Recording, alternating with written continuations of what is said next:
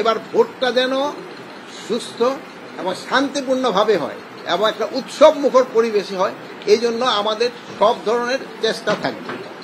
আপনারা জানেন যে ইলেকশনটা কিন্তু নির্ভর করে অনেকগুলি ফ্যাক্টরের উপরে। প্রথম ফ্যাক্টরটা হলো যারা নির্বাচনে অংশগ্রহণ করে এবং জনগণ। নির্বাচনে যারা অংশগ্রহণ করতেছে তারা যদি চায় নির্বাচনটা শান্তিপূর্ণভাবে হোক, তবে কিন্তু নির্বাচনটা শান্তিপূর্ণভাবে করা খুবই সুবিধা।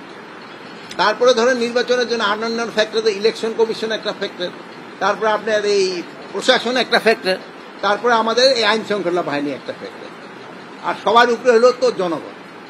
এখন হলো নির্বাচনটা সুস্থ করার জন্য যে পার্টিগুলি পার্টিসিপেট করে তাদের সব ধরনের সহযোগিতা এবং জনগণের একটা সহযোগিতা কিন্তু দরকার। তাদের সহযোগিতা ছাড়া নির্বাচন সুস্থ এবং শান্তিপূর্ণভাবে করানো অনেক সময় কষ্টকর হয়ে যায়। আর এই কেন্দ্রটা দেখার উদ্দেশ্য হলো আমাদের আছে। এবার আমরা চাচ্ছি ভোট কেন্দ্রে যারা এই গত 3 ইলেকশনে যারা ভোট দিতে পারে না, ইয়াং ভোটাররা, তাদের জন্য আমরা একটা আলাদা বুথ করার চেষ্টা ভাবনা করা হচ্ছে। মেয়েদের জন্য আলাদা বুথ থাকবে, ছেলেদের জন্য আলাদা বুথ থাকবে। ইয়াং যারা আছে তাদের জন্য ছেলে মেয়ে আলাদা আলাদা থাকবে, মানে মোটামুটি 4টাই সেটি থাকবে। তাই এই স্কুলটা আমি দেখলাম যে এটা পরিবেশও বেশ ভালো এবং বেশ বড়। এখানে যা আছে যে এখানে প্রায় 1000 লোকের উপরে মনে হয় ভোটার হবে।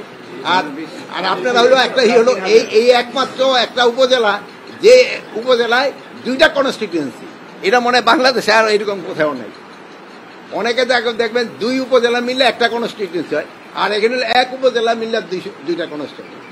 এটা এখানে ভোটটা যেন সুস্থ শান্তিপূর্ণভাবে হয়, এই জন্যই কিন্তু আমাদের এখানে আসা। এবং জেলখানা ভিজিটের উদ্দেশ্য ছিল কয়েদিরা কিভাবে আছে, তাদের খাওয়ার মানটা আর একটু ভালো করা যায় কিনা, তাদের কোনো সমস্যাগুলি ওইগুলি দেখা।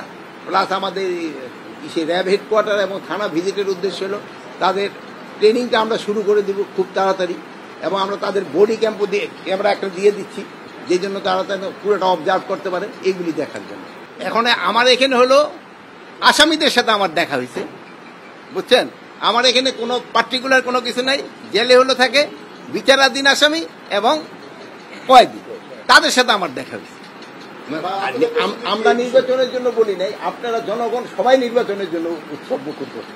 এটা আমরা না, জনগণ সবাই আমরা ইলেকশনটা চাচ্ছি এবং একটা শান্তিপূর্ণভাবে ইলেকশন হোক এটা চাচ্ছি।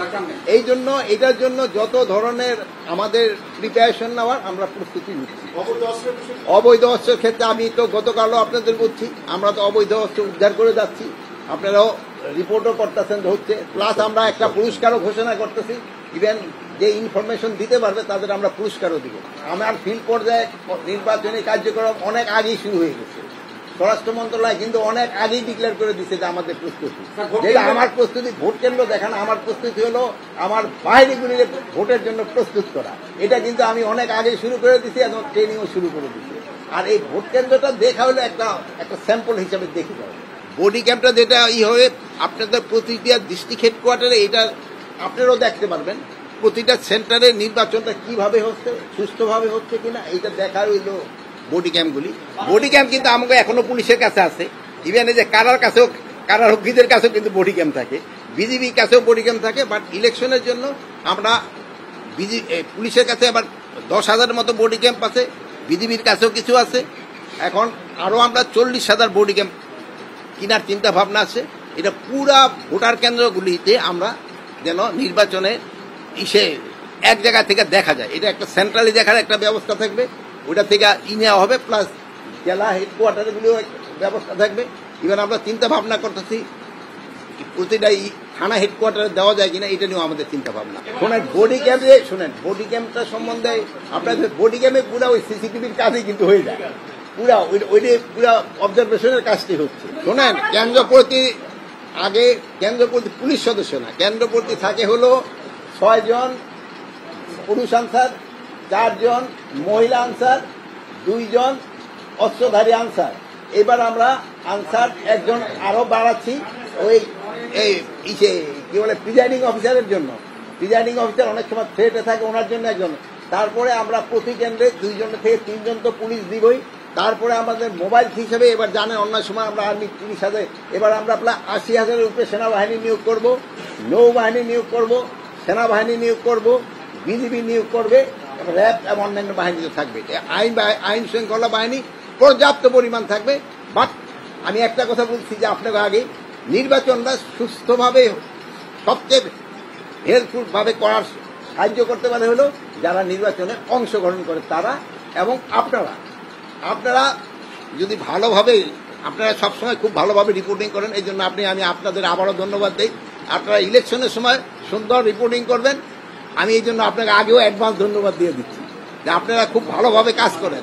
আপনাকেও এই যে কারেক্ট রিপোর্টিং এর জন্য এই যে আমাকে আশেপাশে অনেক দেশ মিথ্যা যে সংবাদগুলি পরিবেশন করতো এগুলি কিন্তু বন্ধ হয়ে গেছে, এই জন্য আপনারা আমার তরফ থেকে ধন্যবাদ।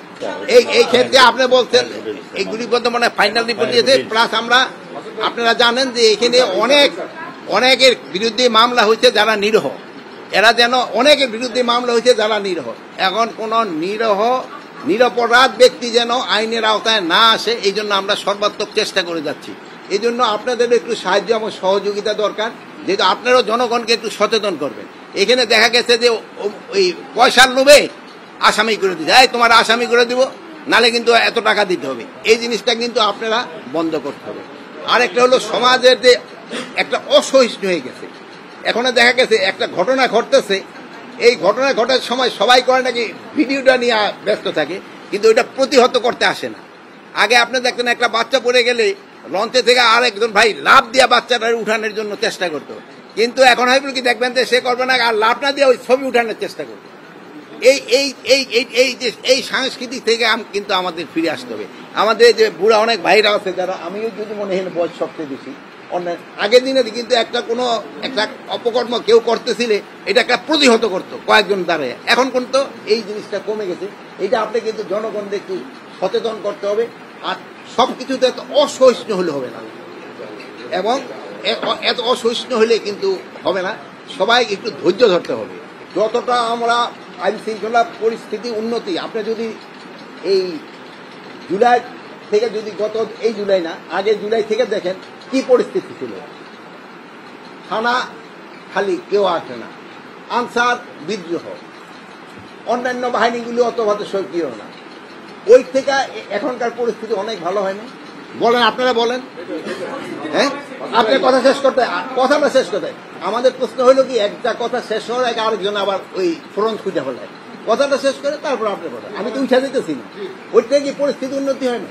তা আরো দেখা আমাকে সময় রয়ে গেছে, হয়তো আমরা কাঙ্ক্ষিত পৌঁছতে পারি নাই, ওইটা থেকে আমরা হয়তো আল্লাহ দিলে পৌঁছে যাবো। আরেকটা আমি ভাই আপনাদের অনুরোধ করেন, আপনাদের অনেকের 53 বছর না, 53 বছরের উপরে কারা একটু হাত উঠান দেখি, স্বাধীনতার উপরে কারা আছে। এই আইন শৃঙ্খলার পরিস্থিতি খুব ভালো ছিল, এরকম কোন সময় রিপোর্ট দেখছেন? এই আমার ভাইরা যারা আছে বয়স্ক, এরা কেউ দেখে না। এই সব সময় আইন শৃঙ্খলা পরিস্থিতি সম্বন্ধে এরকমই একটা সবার পারসেপশন থাকে, কিন্তু আল্লাহ দিলে আইন শৃঙ্খলা পরিস্থিতি যে অবস্থায় আছে আমাদের নির্বাচন করতে কোনো অসুবিধা হবে না। যে জায়গায় সাংবাদিকদের উপর হামলা হয়েছে, শুনেন, যে জায়গায় সাংবাদিকদের উপর হামলা হয়েছে ওই জায়গায় আমরা কিন্তু তাদের আওতায় নিয়ে আসছি। এই জন্য আমি বলতেছি শুধু সাংবাদিক না, সাধারণ জনগণের উপর যেন হামলা না হয়, এই জন্য কিন্তু আমাদের সবারই এটা প্রতিকার করে। এটা কিন্তু আমাদের একটা কোনো একটা কাছে একটা অঘটন ঘটতে থাকলে এটার প্রতিহত করতে কিন্তু আমাদের একটা ইমানি দায়িত্ব। আমাদের হুজুররা কেউ আছে কিনা এখানে? এটা হ্যাঁ বলেন, এটা হাদিসটা কোন? আমাদের কোথাও কোনো অঘটন ঘটতে থাকলে এটা প্রতিহত করা একটা ইমানি দায়িত্ব। এই যে দেখেন, এটা হুজুর, এটা কিন্তু আমাদের দায়িত্ব। তা আপনারা ভালো থাকেন, দোয়া করবেন। আল্লাহ হাফেজ।